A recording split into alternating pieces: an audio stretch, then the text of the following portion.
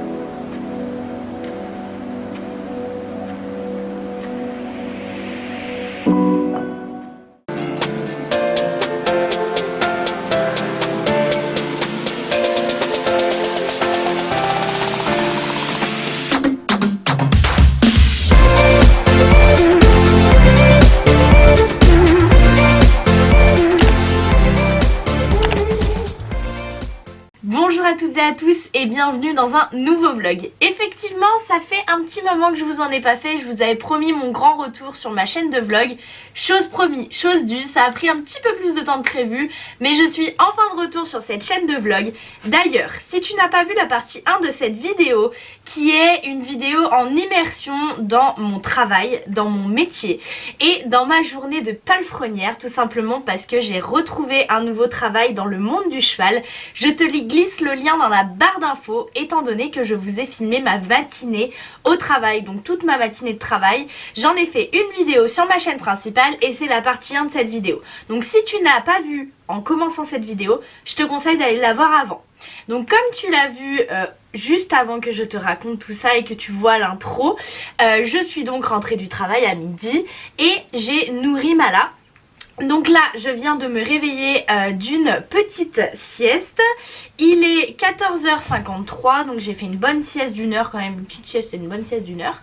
Et là, nous allons partir au cheval avec mon papa, donc pour aller soit longer Hermione, soit la monter. Je sais pas encore, ça se décidera dans l'après-midi. Quoi qu'il en soit, je vous embarque avec moi, sachant que au retour je dois repasser à l'écurie où je travaille, tout simplement parce que la propriétaire des chevaux n'est pas là aujourd'hui, donc il faut que je les rentre du paddock et que je leur donne à manger. Bref, traite de blablatage, de toute façon je vous embarque avec moi. C'est parti!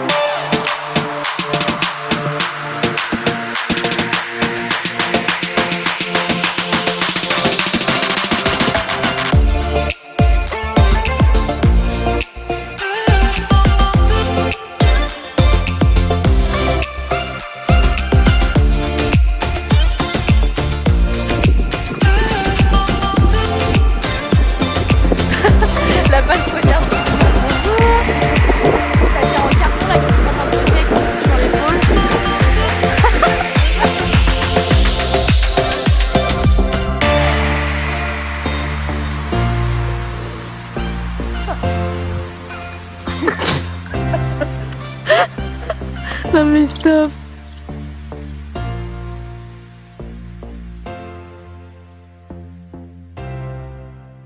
Alors, voici donc la fameuse blessure qui pose tant de problèmes.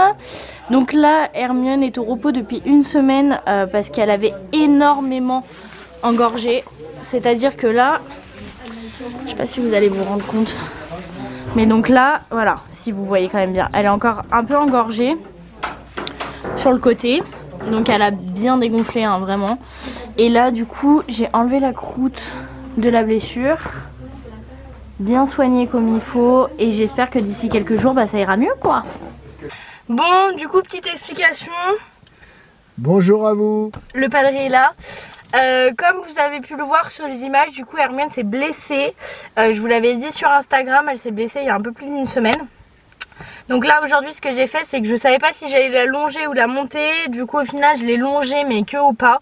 Je l'ai fait trotter un petit peu, mais elle est pas boiteuse, mais elle est pas régulière. Donc j'ai pas voulu reforcer par dessus. Petit hic, c'est que dans 2 semaines nous partons en vacances avec Océane, 3 jours à la destination secrète que je vous annoncerai au dernier moment.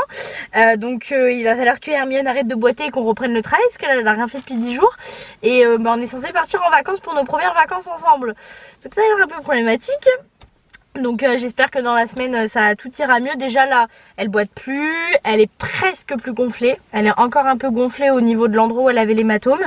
Et du coup aujourd'hui ce que j'ai fait, c'est que j'ai gratté la croûte qui était vraiment pas belle. Donc voilà, j'ai complètement enlevé la croûte pour qu'une nouvelle croûte se fasse. J'ai désinfecté et j'ai mis du Tiffen qui est une crème cicatrisante tout simplement. Donc voilà ce que j'ai fait. De toute façon je vous tiendrai au courant sur Insta ou dans un autre vlog ou quoi, mais j'espère que ça sera suffisant. Et du coup là on va où? Hein? À la maison? Non. Non, non. Dans une autre écurie. Voilà, on va à mon travail, du coup papa m'accompagne parce que je suis en voiture avec lui. Donc on va à mon travail et je vais rentrer les chevaux et leur donner à manger. Et après on rentre à la maison. Ah là. Voir Mala. Allez, c'est parti, let's go.